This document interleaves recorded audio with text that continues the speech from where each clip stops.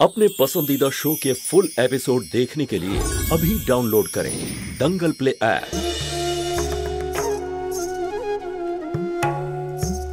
বৌদি মা তোমাকে ডাকছে ভেতরে, ওই লং শ্রী এসছে।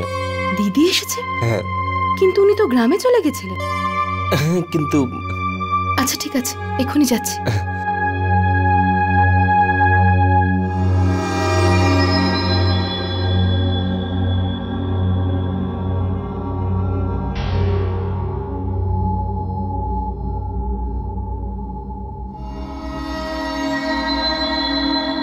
আমি সেই সময় বাড়ি থেকে চলে গেছি যখন এই বাড়ির সবার আমাকে সবচেয়ে বেশি প্রয়োজন ছিল। কিন্তু আমি কি করতাম বলুন? কোন মুখ নিয়ে আমি এখানে আসতাম বলুন? সেই জন্য নিজের গ্রামে চলে গিয়েছিলাম। কিন্তু আমি এই বাড়িতে কাজ করেছি এতদিন, সেজন্য আপনাদেরকে মিথ্যে বলতে পারলাম না। বৌদি, আমাকে ক্ষমা করে দিন। আমি আপনাকে মিথ্যা কথা বলেছিলাম। ওই যে রতন ছিল, ও না আমার সৎ ছেলে। রোজগার করার জন্য আমি ওর দিকে নজর দিতে পারিনি, সেই জন্য ভুল পথে চলে গিয়েছিল, চুরি ডাকাতি করে জেলেও গিয়েছে। আমি ওকে অনেক বোঝানোর চেষ্টা করেছিলাম, কিন্তু ও বোঝেনি। তারপরে ওর সঙ্গে সমস্ত সম্পর্ক শেষ করে দিই। কিন্তু তারপরেও আমার কাছে আসলো আর এসে বলল যে মা, আমি যদি ভালো কোনো কাজ পেয়ে যাই আমি এই সব কিছু ছেড়ে দেব। আমাকে কথা দিয়েছিল। আমি কি করতাম বৌদি? আমি তো মা। ও আমাকে কথা দিয়েছিল, সেই জন্য আপনার কাছে এসে মিথ্যে বলেছিলাম। যদি আপনাকে বলতাম ও জেলে গেছে, আপনি ওকে কাজে রাখতেন না বৌদি। কিন্তু ও যাদের থেকে সাহায্য নিল তাদের উপরই অত্যাচার করলো, আপনাদের গায়ে হাত তুলেছে। লজ্জায় আমার মাথা কাটা যাচ্ছে। এই বাড়িতে আপনাদের সামনে আমি কোন মুখে দাঁড়াবো বলুন? আমাকে ক্ষমা করে দিন। আমি সত্যিটা বলতে চেয়েছিলাম, সেজন্যই এখানে এসেছি।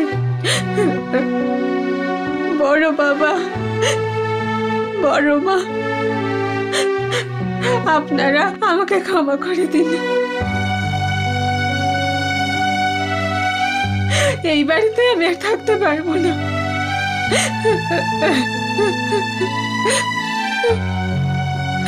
দিদি,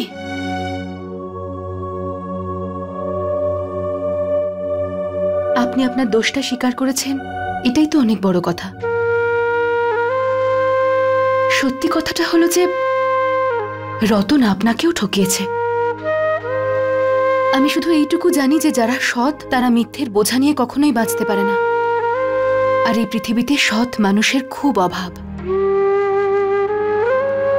যদি আপনি চান তাহলে আবার আগের মতো এই বাড়িতে কাজ শুরু করতে পারেন। কি? আপনাদের মন অনেক বড়। হে মা কালী, এই সংসারকে আর এই সংসারের লোকজনদের সবসময় ভালো রেখো মা। আমি রান্নাঘরে যাচ্ছি।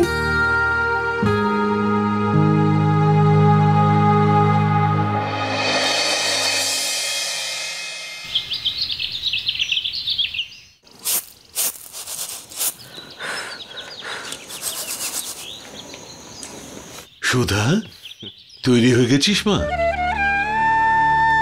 যা, কোনো চিন্তা করিস না, আর এদিক ওদিক একদম তাকাবি না। যা সোনা মেয়ে। সুধা, 2 মিনিট দাঁড়া, আমি তোকে গিয়ে ছেড়ে দিচ্ছি। না দীপু, আমি যেতে পারবো। আরে একা কি করে যাবি তুই? আমি যাচ্ছি তো তোর সাথে, এগিয়ে দেবো। না দীপু, আমি একা একাই যেতে চাই। আরে তুই কেন এরকম একা যেতে চাইছিস? বাবা, সব মানুষকে জীবনে একলাই চলাফেরা করতে হয়। আমি জানি তুই সুধাকে কত ভালোবাসিস, কিন্তু বাবা, ভালোবাসাকে এত দুর্বল করে দিস না। বরং ওকে সাহস দে, যাতে জীবনের প্রত্যেকটা জায়গায় একলা চলতে পারে। সাহস রাখ মা, তুই যা।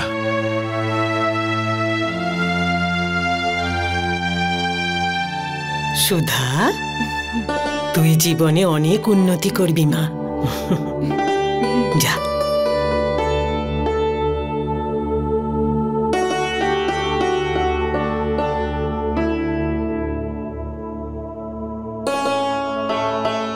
ভালো থাকিস, নিজের খেয়াল রাখবি।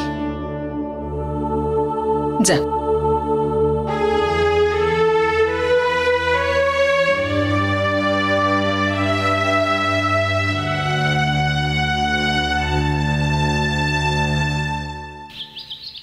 আসুন ম্যাডাম, এইটা আপনার সিট, বসুন।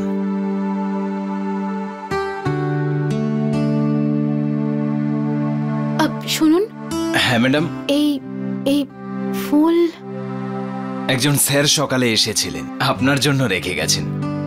ওখানে কার্ডও আছে, ওই যে ওখানে। Thank you.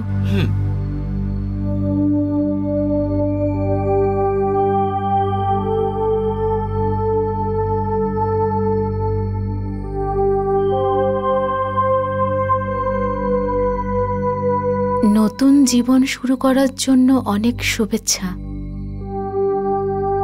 উদয়।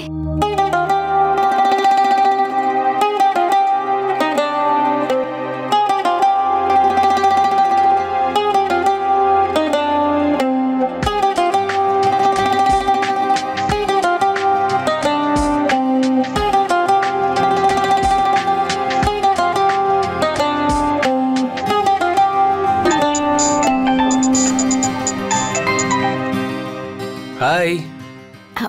হ্যালো।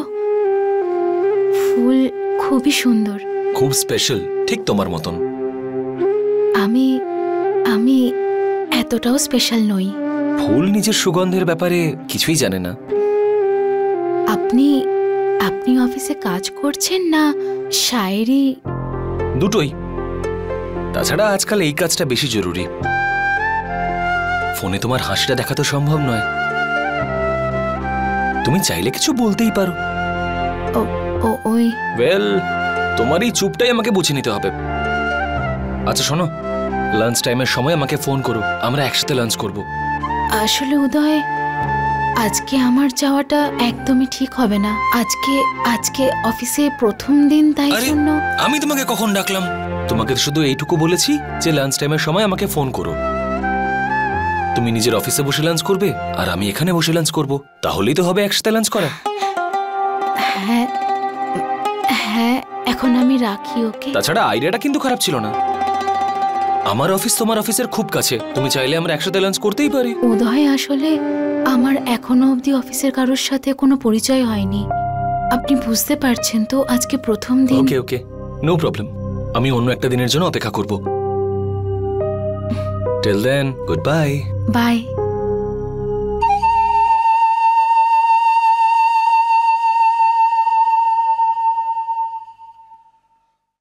দিদি, উদয়ের টিফিনটা ভরে দিয়েছেন? হ্যাঁ বৌদি।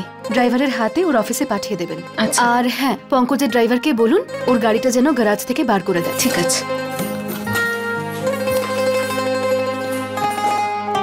আরে এ কি, এখনো তুমি রেডি হওনি? পঙ্কজ, কলেজে তো দেরি হয়ে যাবে তো। আচ্ছা ঠিক আছে, তুমি তাড়াতাড়ি স্নান করে নাও, আমি তোমার জামা কাপড় বের করে রাখছি।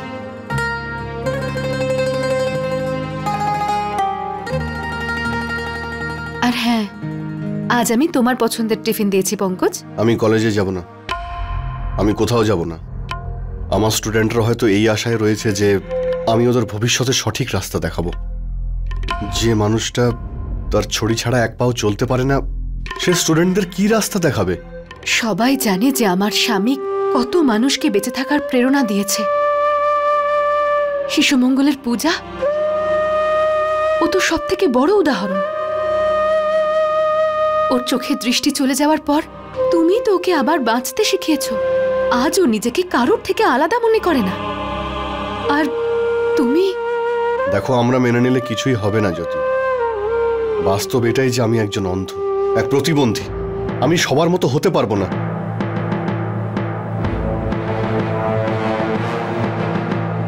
একটা দুর্ঘটনা জীবনের মানে বদলে দিতে পারে না। আর আমি এসব ভাষণ দেওয়া বন্ধ করো জ্যোতি। আমি কোনো বাচ্চা নই যে তুমি আমাকে ভাষণ দিয়েই যাবে। আর প্লিজ আমার উপর দয়া দেখানো বন্ধ করো। তুমি যাও এখান থেকে, কিছুক্ষণের জন্য আমায় একা থাকতে দাও। এতটুকু তো করতে পারো আমার জন্য।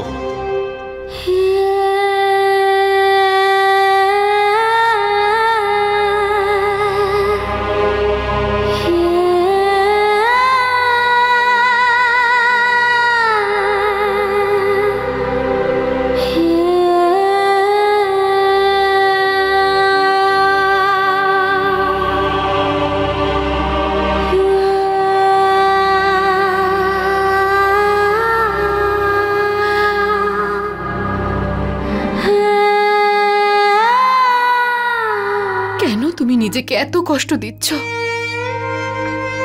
ওটা একটা দুর্ঘটনা ছিল। তোমার জায়গায় যদি অন্য কেউ থাকতো, সেও হয়তো কিচ্ছু করতে পারতো না।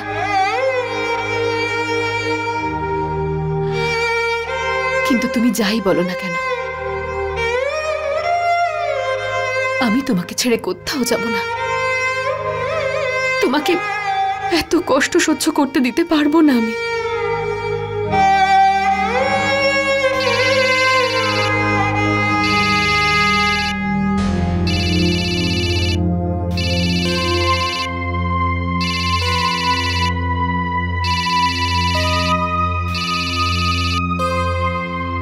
হ্যালো হ্যালো জ্যোতি দিদি। হ্যাঁ সুধা বল। দিদি তোর মনে আছে আমি একটা চাকরি পেয়েছিলাম, কিন্তু ওটা পুলিশ কেসের জন্য আমি জয়েনই করতে পারিনি। আমি আজ থেকে অফিস জয়েন করেছি। আজ প্রথম দিন তো, তাই আমি ভাবলাম তোর আশীর্বাদ। খুব ভালো কথা রে। আমি খুব খুশি হয়েছি তোর জন্য, আর আমার আশীর্বাদ সব সময় তোর সঙ্গে থাকবে। দিদি, তোর গলার স্বর, তুই ঠিক আছিস তো? না না, আমি একদম ঠিক আছি। জানি না কেন এরকম মনে হলো যে তোর গলার আওয়াজ। তুই সত্যি ঠিক আছিস তো? বোকা মেয়ে, তুই আমার চিন্তা করিস না তো। আমি ঠিক আছি, কিচ্ছু হয়নি আমার। তুই নিজের খেয়াল রাখিস, আর টাইমে খাবার খেয়ে নিস, কেমন? হ্যাঁ হ্যাঁ। আচ্ছা, আমি এখন রাখছি। হ্যাঁ, সন্ধেবেলায় বাড়িতে ফোন করব, ঠিক আছে? বাই। বৌদি, আপনি যেমনটা আমাকে বলেছিলেন সেরকম ভাবে বড় বাবার জন্য স্যুপ বানিয়ে দিয়েছি। আপনি যদি বলেন তো আমি দিয়ে আসবো। না না, আমি নিজেই বরং নিয়ে যাব। ওনার কিছু ওষুধও খাওয়ানোর আছে, তাই আপনি ট্রেটা গিয়ে রেডি করুন, আমি এক্ষুনি আসছি। আচ্ছা।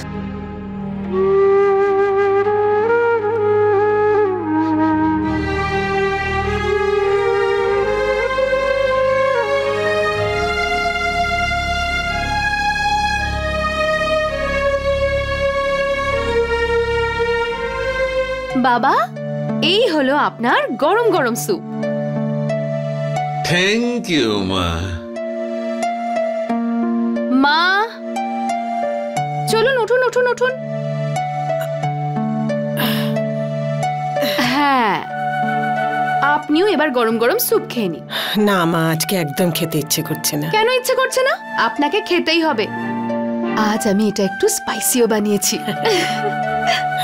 বৌমা রূপে আমাদের কাছে মা চলে এসেছে এই বাড়িতে। তুমি দেখছি ছাড়বে না, দাও।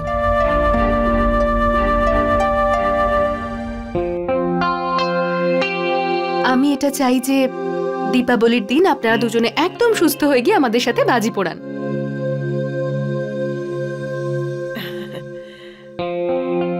ব্যাস মা, আর খাবো না। আরে পারবো না মানে কি, আর 2 চামচ খেলেই হয়ে যাবে, তারপরেই শেষ হয়ে যাবে। হ্যাঁ, দ্যাটস গুড। আরে বাবা,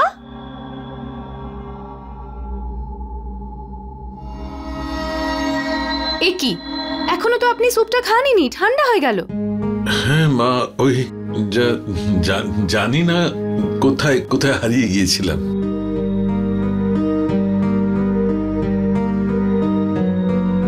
আমি সম্পূর্ণ চেষ্টা করছি এই সংসারটাকে সামলানোর,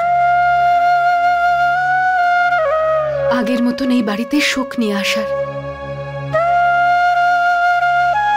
কিন্তু হয়তো আমারই চেষ্টায় কোনো খামতি রয়ে গেছে, কিচ্ছু করতে পারছি না আমি। সরি মা, এটা এরকম কোনো ব্যাপার নয়। আমরা আমরা আমরা খুব খুশি।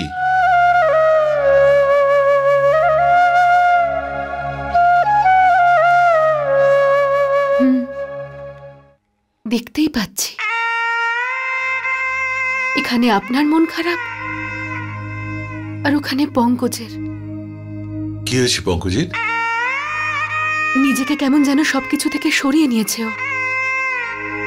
দিন রাত একা একা থাকে। ওর সব সময় মনে হচ্ছে যে এই সব কিছু ওর চোখের সামনে হয়েছে আর ও কিচ্ছু করতে পারেনি। ওটা একটা দুর্ঘটনা ছিল, বোঝাও ওকে। আমি ওকে অনেক বুঝিয়েছি, অনেক চেষ্টা করেছি বাবা, কিন্তু ও তো কিছু বুঝতেই চাইছে না। ও বারবার বলছে যে যদি ও চোখে দেখতে পেত তাহলে হয়তো এত বড় দুর্ঘটনা ঘটতো না। যে মানুষটা কথায় কথায় মজা করত সে আজ কেমন চুপ করে গেছে, না কলেজে যাচ্ছে আর না। আমি পঙ্কজকে আর এই অবস্থায় দেখতে পারছি না। দেখো মা, প্রত্যেকটা পরিবার সমুদ্রের মধ্যে চলমান একটা জাহাজের মতো, আর এই জাহাজের একজন ক্যাপ্টেন থাকে। এই সময় মা, এই পরিবারের তুমি হচ্ছ ক্যাপ্টেন। এটাই হচ্ছে তোমার পরীক্ষা। হাওয়ার দিক পরিবর্তন হয়ে গেছে, জাহাজটা দিশাহারা। আর যদি তুমি এখন হার স্বীকার করে নাও তবে সংসারের কি হবে? সেই জন্য মা, সাহস রাখো। হাওয়াটা আর একবার বদল হওয়ার অপেক্ষা করো, আর যখন হাওয়া আবার ঠিক হয়ে যাবে তখন পাল তুলে দাও, জাহাজ ঠিক তীরে ফিরবে। মা, এই সবকিছু তোমার উপর নির্ভর করছে। সাহস হারিও না, হাওয়ার দিক ঠিক অনুকূল হবে। তোমার বাবা একদম ঠিক কথা বলেছে মা। আমার পুরোপুরি বিশ্বাস আছে যে পঙ্কজকে তুমি খুব তাড়াতাড়ি স্বাভাবিক অবস্থায় ফিরিয়ে আনবে।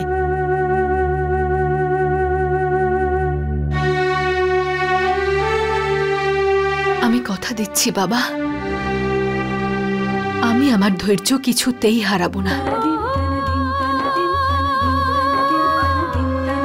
আমি আমার পরিবারের কোনো ক্ষতি হতে দেব না, কখনো না।